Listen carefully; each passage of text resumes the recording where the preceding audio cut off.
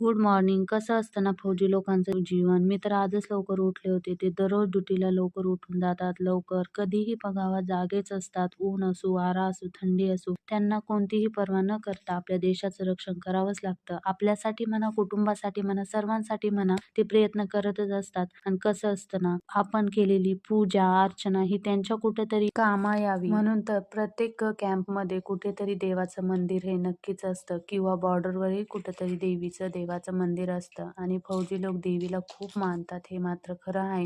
अशा प्रकारे मी सोमवारी पूजा केली आणि मग घरी आल्यावरती म्हटलं आता फौजी साहेबांसाठी ड्रायफ्रूटचे लाडू बनवावे. खूप थंडी चालू झाली आहे म्हणून त्यांच्यासाठी मी ड्रायफ्रूटचे लाडू बनवायला घेतले. पण ड्रायफ्रूटचे लाडू खूप छान झाले होते. मीही एक टेस्ट करून पाहिला. खूप छान झाले होते. त्यांनाही ड्रायफ्रूटचे लाडू खूप आवडतात. तुम्हाला जर ही ड्रायफ्रूटच्या लाडूची रेसिपी हवी असेल तर मला नक्की कमेंट करून सांगा.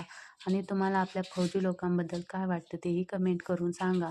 दुपारच्या बारी मस्त असे खिचडी भात बनवला स्वीटूसाठी आणि माझ्यासाठी एन्जॉय केला. Bye bye.